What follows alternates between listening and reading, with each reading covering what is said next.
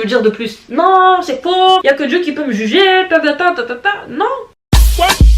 Ça va barder, ouais, ça va barder, ouais, ça va barder.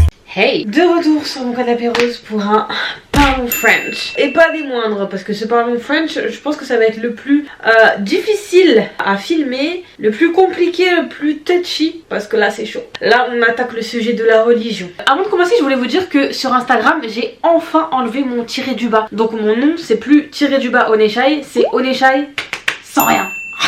J'étais tellement contente. Enfin j'ai mon nom tranquille, pépère, sans can. Bref, je reprends mon sujet. Et comme je vous ai dit, aujourd'hui on va parler de religion, d'hypocrisie, de pression, tout ça. Et je pense que si vous me suivez déjà sur Instagram et tout, vous savez déjà sur quel pied je vais danser, sur quel sujet je vais insister, etc. Mais avant de commencer, je voulais vous dire de regarder cette vidéo jusqu'à la fin si vous avez envie d'émettre un avis dessus. Si vous n'avez pas regardé jusqu'à la fin, ça sert à rien de parler dans mes oreilles. Ceci étant dit, nous allons commencer. Let's go. Donc déjà pour commencer, cette vidéo sera tournée plus sur la communauté musulmane que sur une autre communauté, parce que j'ai grandi dans une famille musulmane. Enfin mon père est musulman, ma mère est musulmane, donc voilà. Et je me souviens en fait que quand je me suis lancée sur les réseaux sociaux, je me souviens que j'avais hésité à le dire. Enfin en fait je voulais même pas le dire du tout. Et en y repensant, je me dis c'est ouf qu'il y a 5 ans je me disais déjà ça. Enfin j'avais déjà cette peur de cette pression, ce jugement et tout. Et au final j'avais raison, parce que une fois que les gens savaient que j'étais musulmane, les discours ils commençaient à être orientés, ça commençait à attaquer sur ça, alors que si personne ne savait rien, j'aurais été pépère. Mais de 1, je pouvais pas le cacher, parce que à partir du moment où tu dis que t'es comorienne, la plupart des gens vont en déduire que t'es musulmane, parce que les comoriens, on est à très grande majorité musulmans. Et au-delà de ça, c'est vrai que même d'un côté je voulais pas non plus effacer ce que j'étais, parce qu'en soi quand t'es musulman, au final il y a aussi un style de vie qui va avec, donc forcément en fait il y a des choses je pouvais pas vraiment cacher. Enfin vous voyez ce que je veux dire. Du coup j'ai fini par l'assumer, et plus le temps passe et plus en fait j'ai l'impression que ça devient de pire en pire. Donc là je me dis mais attends, il faut bien quelqu'un qui se pose et qui parle français quoi, parce que là on n'en peut plus en fait, on est fatigué, il y a trop de choses qui vont pas. Et bref, et du coup moi j'en ai déduit, comme sur ma vidéo sur les perruques, l'hypocrisie, les cheveux, et on est à peu près sur le même schéma. Au fil des années j'ai remarqué qu'il y avait 2 grosses hypocrisies dans la communauté musulmane. Donc personne n'est blanc dans l'histoire. Là des 2 côtés c'est chaud. J'ai l'impression que cette intro est super longue hein, mais vous connaissez cette vidéo là, c'est la vidéo là touchy, je suis obligée d'aller doucement. Et justement cette hypocrisie je l'ai soulignée en plusieurs problèmes. Donc déjà le premier problème je trouve dans la communauté musulmane, c'est qu'il y a énormément de jugements de valeur, énormément de jugements tout court. Déjà même sans savoir en fait ce que tu fais ou quoi, déjà rien que dans l'image que tu renvoies, il y a beaucoup de gens qui vont se permettre de donner un avis, genre de dire elle se maquille donc c'est sûr elle fait pas la prière. Oh lui il écoute grave de la musique, c'est sûr il sait même pas lire le Coran. Elle s'habille comme ça donc c'est sûr elle fornique et nanana. Enfin bref, vous avez capté le délire. En fait tu sais rien, tu te bases sur ce que tu vois pour en déduire quelque chose alors que ça veut strictement rien dire. Après encore une fois il y a des nuances, donc on en parlera justement plutôt vers la fin de la vidéo. Mais au bout d'un moment tu peux pas à chaque fois penser avoir le fin mot sur une personne alors que tu la connais pas. Et ça c'est un truc que je vois trop dans notre communauté, je le vois tout le temps. Ensuite au-delà de ça, donc déjà quand il y a le jugement de valeur en mode au premier abord toi t'es comme ça,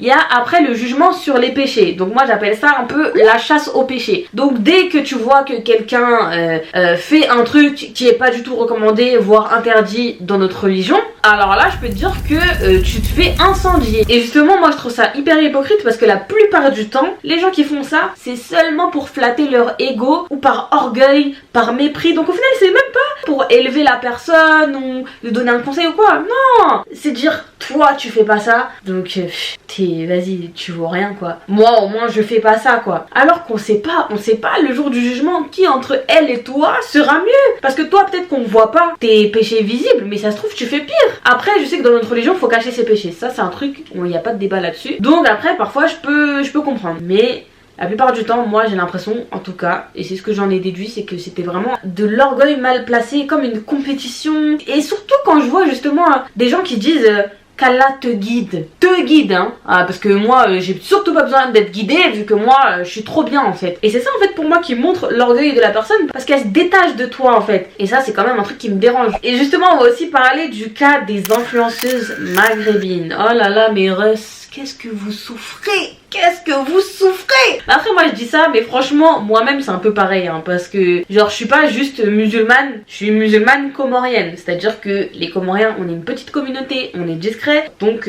je le vis aussi d'une certaine manière. Mais les influenceuses maghrébines, pouf! Déjà pour commencer, j'ai l'impression qu'on oublie que maghrébine ne veut pas dire musulmane. Il y a des filles, elles se font incendier alors que elles sont pas musulmanes ou on sait même pas si elles sont musulmanes. Par exemple, moi c'est le cas de Nouren. Je sais pas, franchement je sais pas si elle est musulmane ou pas, mais je me souviens que quand elle était partie à Coachella, bon c'est vrai que c'était pendant le Ramadan et tout, mais bref, soit chacun ses affaires. Et justement je voyais les commentaires à chaque fois, mais à chaque post les gens étaient en mode ouais qu'Allah te guide, plaisir éphémère pour le regret éternel.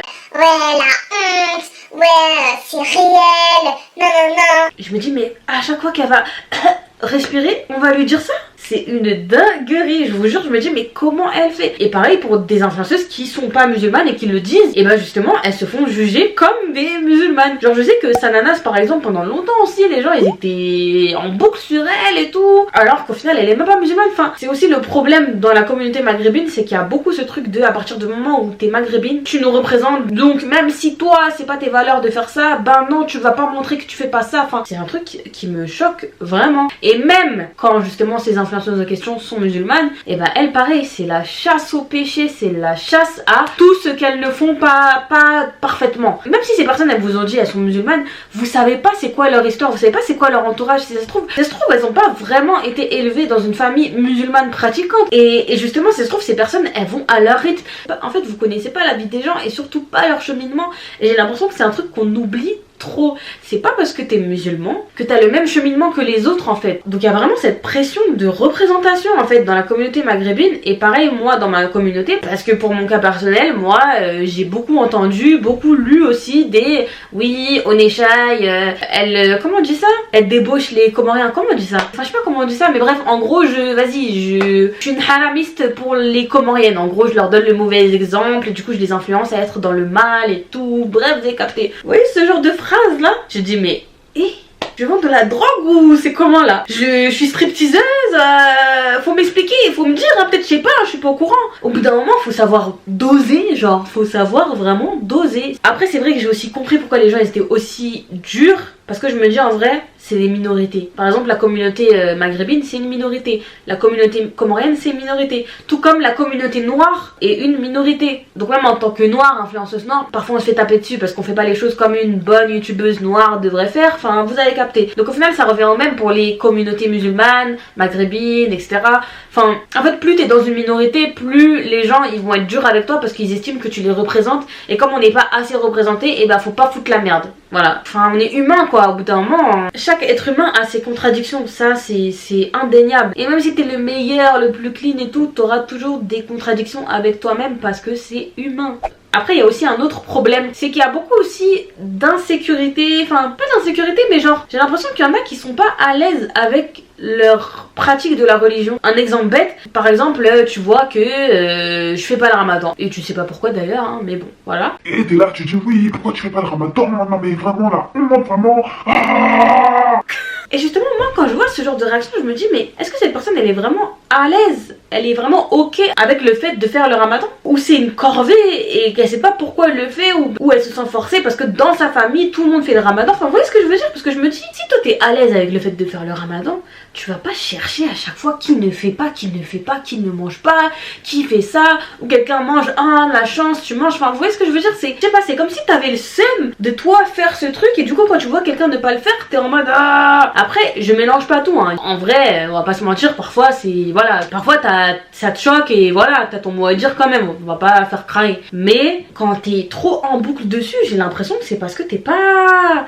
ok en fait avec le fait de toi avoir fait ce choix là. Vous voyez quand on était petit, bah moi par exemple quand je commençais à avoir mes règles à 13 ans, bah mes frères ils étaient en mode oh la chance t'as le droit de manger et tout, tu sais limite en mode mais parce qu'en fait justement on était petits et eux ils savaient pas vraiment pourquoi ils faisaient le ramadan, c'était pas vraiment quelque chose que tu faisais avec le cœur en mode oui je le fais pour me purifier, pour tatati tatata. Quand t'as 13-14 ans forcément tu tu vois ta soeur manger, tout ce que tu as envie de faire c'est de manger aussi et t'es limite jaloux en fait. Et vous voyez, bah c'est un peu comme ça que je le vois, mais chez des adultes en fait. Donc après je me dis mais c'est chaud quand même. Mais après justement par exemple sur TikTok, quand je voyais tous les commentaires sur le profil de Nouren, je me disais aussi ça doit sûrement être des gens très jeunes aussi. Justement des ados qui eux sont un peu frustrés de faire ça alors qu'ils veulent pas vraiment au fond d'eux, mais voilà. Et du coup ils sont en train de se déchaîner sur Nouren. Mais je me dis parce que justement c'est l'âge. Alors que quand tu sais pourquoi tu le fais, quand t'es convaincu, t'es tellement content en fait. Limite tu te dis ah dommage que tu le fais pas, mais genre avec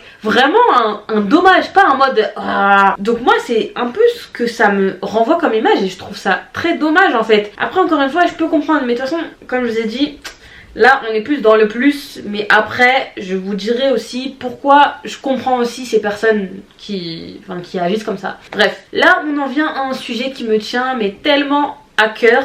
À chaque fois je me disais que j'allais en parler le jour où je serais voilée, mais bon j'ai toujours pas passé le cap, mais j'ai quand même envie de t'en parler. Et justement c'est le calvaire, parce que oui c'est un calvaire, le calvaire des femmes voilées. Oh, mais franchement encore une fois mes Russes, oh là là c'est une dinguerie comment vous souffrez, c'est une dinguerie comment les gens sont intolérants, impatients.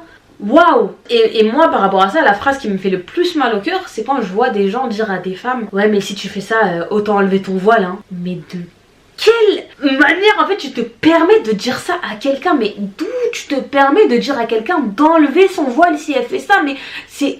t'es encore pire en fait, t'es pire que le pire de dire ça à quelqu'un en fait. Et en plus justement pour ceux qui savent pas, le voile en islam c'est une obligation. C'est une obligation, donc là clairement de vous à moi, c'est moi qui fais la connerie de pas me voiler. En principe on devrait toutes être voilées. Finalement si on obéissait tous à cette obligation, il n'y aurait pas ce problème là du voile, parce qu'au final tellement que tout le monde le fait, t'as pas le temps en fait de chercher qui fait quoi mieux que voilà. Et ouais du coup moi quand je vois des gens dire ça, je me dis mais c'est vraiment horrible de dire ça, parce que non seulement religieusement parlant c'est n'importe quoi de dire ça à quelqu'un, et de deux mentalement parlant ce que tu envoies comme gifle à la personne c'est dingue, parce que tu la décourages mais à un point. Je me souviens que je parlais aussi avec une femme voilée justement malheureusement qui a enlevé son voile, elle était pendant plusieurs années et tout, et il y avait une dame, je pense la trentaine, la quarantaine, et justement cette dame elle lui a dit des mots hyper forts, alors que cette dame là elle a pris un crédit pour sa maison. Donc pour ceux qui savent pas,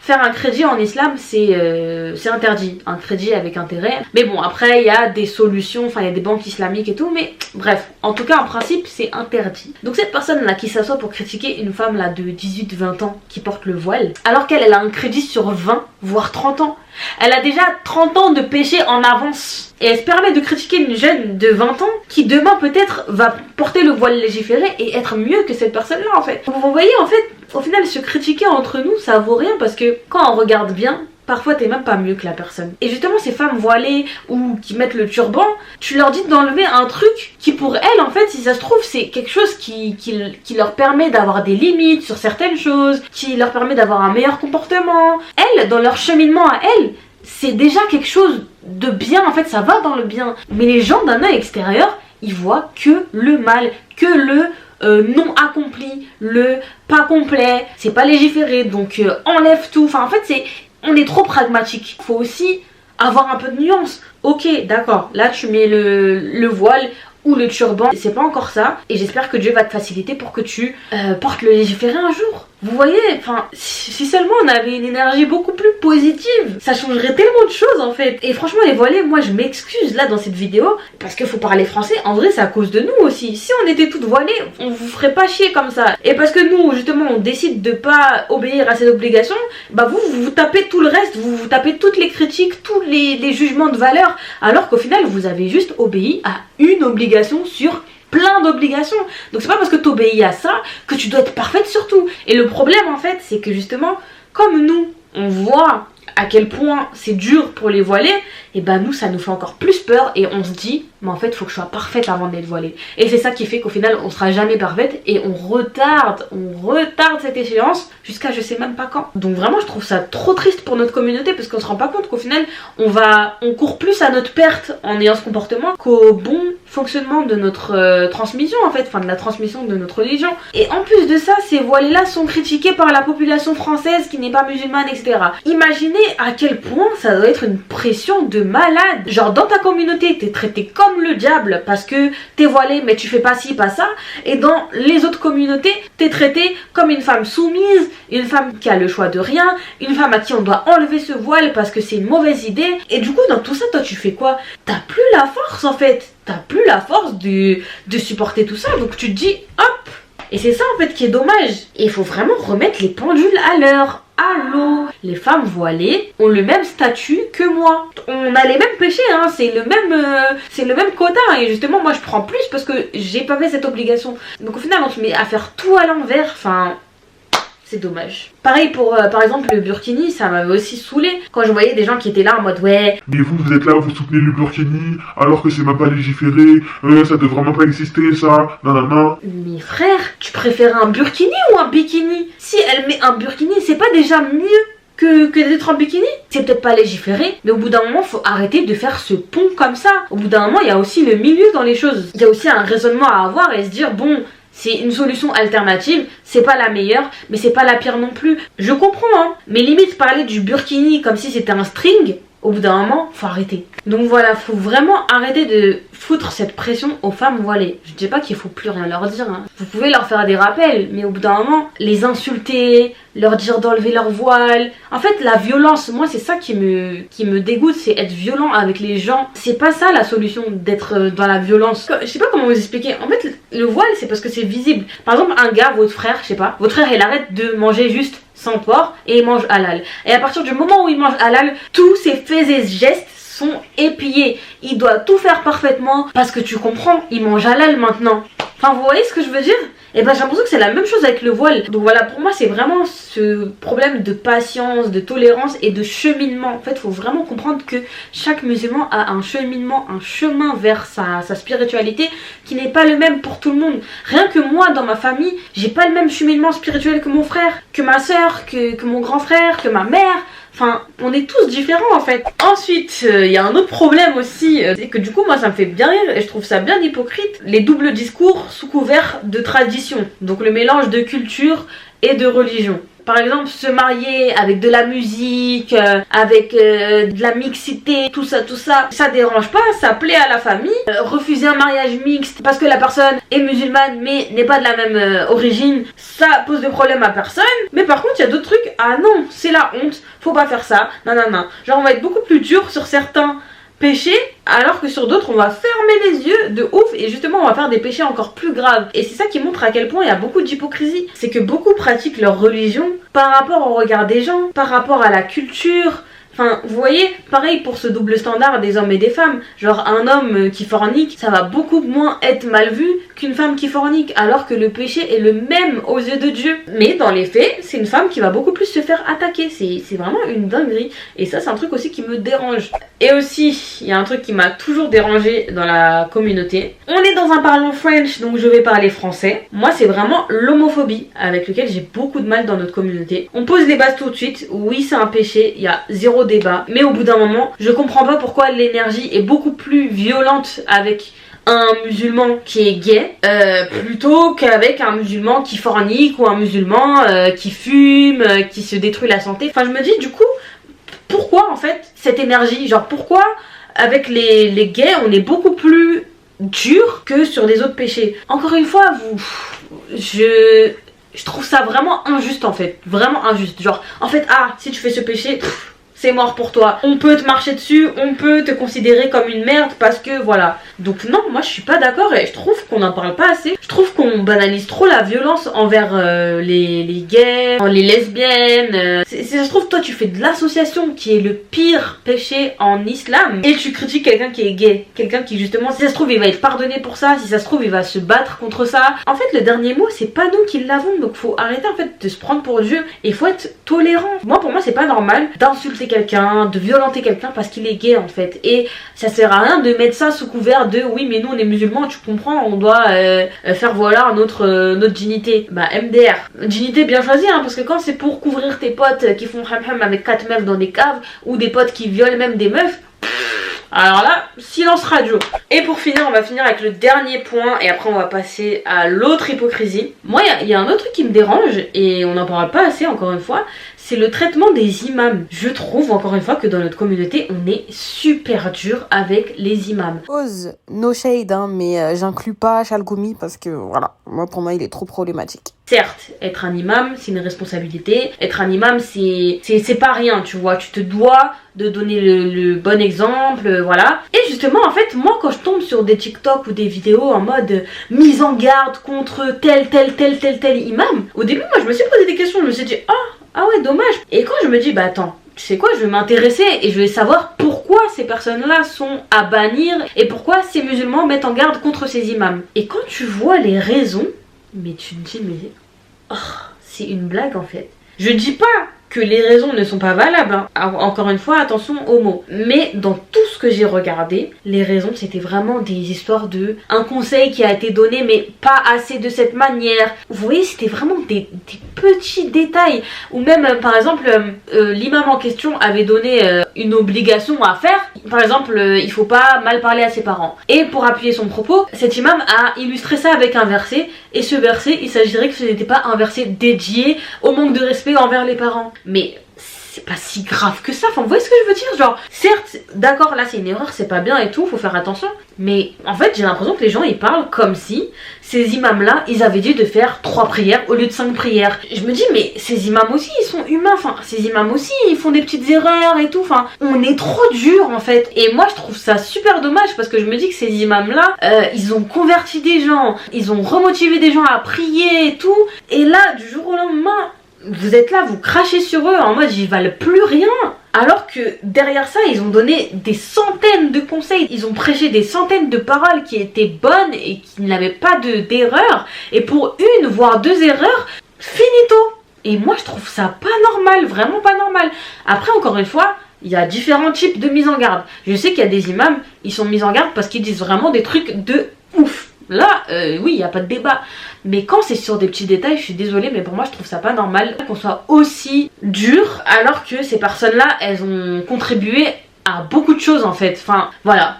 Voilà, c'était mon avis sur les imams. Je sais que ça va peut-être être une non-populaire opinion, mais il fallait bien que quelqu'un le dise un jour, et voilà. Maintenant, on passe à la deuxième partie. Donc, c'est pour ça que je vous dis de bien rester jusqu'à la fin. Et j'ai aussi décelé avec les années qu'il y avait aussi une hypocrisie de notre part, à nous les musulmans, voilà, qui se plaignent justement de tout ça et tout. Oui, il y a une hypocrisie de notre part parce que on aime beaucoup se cacher derrière la miséricorde de Dieu. Oui, mais seul Dieu peut me juger. Oui, mais t'es personne pour me juger. Tatati tatata. Donc, ok, d'accord. Mais au bout d'un moment, comme dirait mon mari, on est musulman.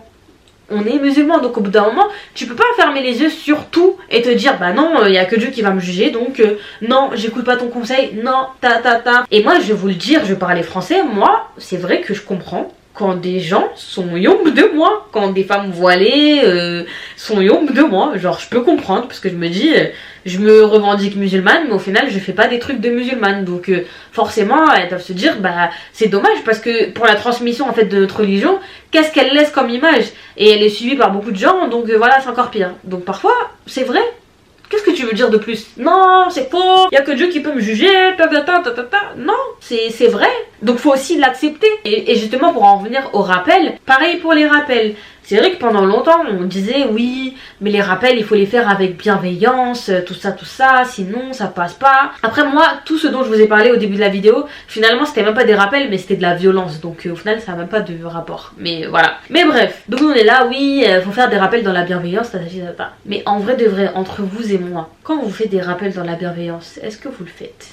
Est-ce que ça vous touche vraiment et est-ce que vous allez changer? Oui ou non?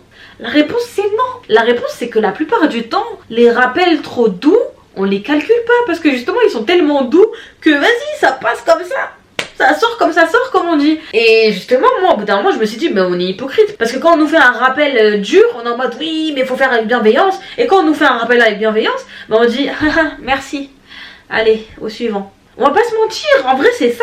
Donc au bout d'un moment, moi je me dis, un rappel ferme aussi, c'est pas quelque chose à bannir non plus. Je trouve que les rappels fermes aussi, ça a sa place. Et parfois je peux comprendre que des musulmans fassent des rappels avec fermeté, et oui je le dis avec fermeté, un rappel qui fait pas de cadeau, qui te dit clairement que tu fais ça t'es dans la merde, tu fais ça t'es maudite. Oui, genre parfois faut le dire parce que parfois t'es dans ton déni et tu préfères rester dans ton déni, tu préfères te conforter avec des gens qui te disent ah machallah alors que tu fais des trucs qui sont pas du tout validés par Dieu. Enfin pour moi le rappel avec fermeté, il doit quand même être fait. Donc même vous, franchement, si vous voulez me faire des rappels avec fermeté, je les accepterai. Après, encore une fois, il y a une différence entre violence et fermeté. Donc, on s'entend. Mais voilà, et puis même, justement, ça me fait penser, une fois avec Ella, on a regardé un TikTok d'un imam, et il disait, je sais plus exactement comment il avait dit, mais il disait qu'en gros, ne pas faire ses prières à l'heure, ça te coûterait, je crois, 80 ans en enfer. Je suis pas sûre de mes sources, mais c'est un truc, en tout cas c'est un truc chaud quand même. Tu te dis, c'est chaud quand même. Et l'imam, en fait, quand il l'a dit sec. Il va pas te dire oui mais si tu fais ça, ça peut aller, tout ça. Et même en commentaire justement, comme les gens ils voyaient que l'imam il était ferme sur sa position, les gens ils disaient oui mais si on va à l'école, si on travaille, comment on fait? Bah l'imam il a répondu en commentaire, il faut trouver une solution. Voilà. Et qu'est-ce que tu fais une fois que t'as vu ce rappel là? Que t'as vu ce rappel sans issue? Et bah ce que tu vas faire, c'est que tu vas tout faire pour faire tes prières à l'heure. Bah moi je sais qu'après ce rappel là, dès que mon appel à la prière est sonné là, je priais direct. Et vous voyez, si le rappel il m'avait été fait en mode oui mais le mieux c'est vrai c'est de faire la prière à l'heure, mais tu comprends, c'est vrai que c'est pas facile, ça aurait pas vraiment changé quelque chose. Alors que là, le rappel avec fermeté, il te permet en fait de te booster et te dire non, quand même, j'ai pas envie d'avoir cette sentence là, je crains Dieu, parce que le but aussi c'est de craindre Dieu. Donc voilà. Et pareil pour Ella. Justement, après ça, il a tout fait pour faire ses prières au taf. Il s'est organisé. Alors que quand on te dit rien, bah tu banalises et au final t'es bien dans ton truc parce que tu te dis de toute façon au moins je fais la prière. Tu vas pas aller chercher plus en te disant je fais la prière mais vas-y il faut que je les fasse à l'heure. Donc voilà, pour moi les rappels avec fermeté ça reste quand même important. Et c'est bien aussi pour ça qu'on a plusieurs types d'imams. On a des imams assez fermes mais on a des imams aussi doux. Donc après ça dépend de vous. Moi ce que je vous conseille c'est que quand vous êtes dans un mood vraiment un bad mood, écoutez des imams doux et tout, mais quand vous avez besoin quand même de vous secouer, écoutez des imams qui vous parlent français. Et pour moi on a besoin des deux, tout comme justement dans notre communauté on a besoin des gens qui nous font des rappels avec fermeté, parce que ce qu'on oublie aussi c'est que nous en tant que musulmans on a aussi ce devoir, on a aussi ce compte à rendre de conseiller les gens de notre communauté. Parce qu'en principe, le jour du jugement, une personne elle peut se retourner contre toi en te disant oui mais Shaina elle m'a pas dit qu'il fallait faire comme ça. Alors que si toi tu l'as dit, t'as aucun truc à te reprocher. Vous savez au final c'est comme la transmission d'une langue. Par exemple quand t'es petit ou quoi, enfin je sais pas, ta mère elle va peut-être te forcer à parler ta langue, elle va forcer, non à la maison tu parles notre langue, tout ça, parce qu'elle veut que tu gardes cet héritage et que demain pour toi ce soit fluide. Mais si quand t'es petit elle t'apprend pas ou elle est laxiste, bah quand tu grandis ça va être dur de parler couramment. Bah c'est pareil pour la religion. Si on te fait pas des rappels qui parfois sont poignants, et ben au bout d'un moment tu vas te conforter dans ce que tu fais, dans le minimum. Ça suffit, ça c'est déjà bien. Non, parfois faut viser plus si tu veux atteindre un niveau où tu te sens bien parce que tu fais ce qu'il faut quoi. Donc c'est en ça que je comprends les gens qui sont en mode mais ça me rend ouf qu'elle fasse ça et tout nan. Après c'est vrai qu'il faut pas oublier que c'est pas parce que toi t'as ta révélation que tout le monde va avoir cette révélation au même moment que toi. Et encore une fois c'est cette histoire de cheminement. Et ça c'est un truc que j'ai compris très tard, c'est ma cousine même qui me l'a appris, c'est ça, et c'est pareil pour les cheveux. C'est pas parce que toi t'as eu ta révélation que oui, assumer ses cheveux c'est important, que tout le monde doit assumer ses cheveux du jour au lendemain. Donc voilà. Et après je pense que si les gens ils sont aussi durs comme ça, genre niveau rappel etc, enfin ils laissent rien passer tout ça, c'est parce qu'en fait on va pas se mentir, la religion musulmane, j'ai l'impression que c'est la religion qui s'impose le plus, c'est la religion qui est la moins dissimulée. Et j'ai même l'impression justement que c'est ce qui dérange par exemple en France. C'est pour ça qu'il y en a qui sont autant attachés au port du voile, qui sont attachés aux 5 prières à l'heure, à plein de choses comme ça. Enfin tu peux comprendre qu'en fait c'est une démarche collective au final, c'est une démarche de on veut que notre religion elle reste intacte on va dire. Mais bon, après faut aussi comprendre que on n'est pas tous pareils, on a tous nos difficultés, on a tous nos vices. Moi par exemple, en vrai mon vice c'est vraiment la pudeur, genre vraiment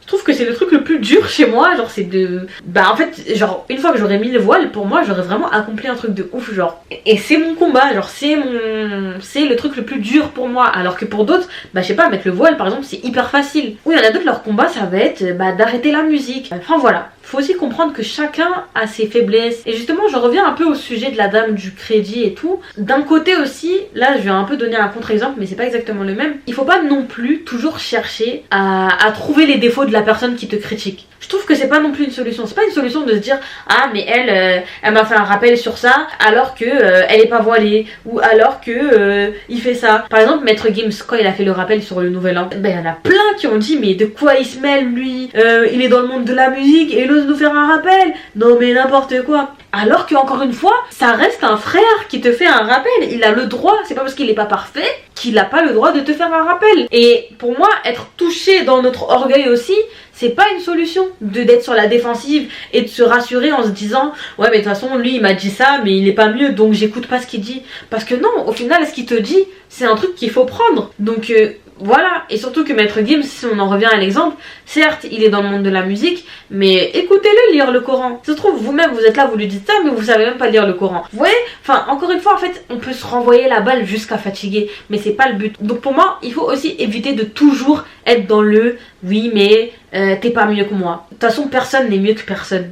À la fin, on n'est pas des prophètes comme j'ai dit, on n'est pas parfait, donc dans tous les cas, celui qui te critique, il a des péchés à son actif, dans tous les cas. Donc voilà, c'est pour ça que pour conclure, en fait il faut qu'on avance avec tolérance, patience, mais qu'on n'hésite pas aussi à être ferme quand il le faut, et qu'on accepte le rappel de l'autre, même si la personne n'est pas mieux que nous. Tant que c'est pas dans la violence, parce qu'encore une fois, fermeté n'égale pas violence. Mais voilà, donc voilà, au lieu de se faire un concours d'orgueil, faut se remettre en question, faut accepter, faut être patient, faut comprendre que les gens ont un cheminement. C'est mon mot préféré de la vidéo, je l'avoue. mais voilà, c'est vraiment important pour moi de vous le dire. Et encore une fois, regardez la preuve. Même là, je casse un peu un code parce que vous voyez, je fais une vidéo sur la religion alors que je suis pas voilée, je suis maquillée, je suis pas la musulmane parfaite quoi, mais au final, je suis musulmane, j'ai fait l'attestation de foi, je prie.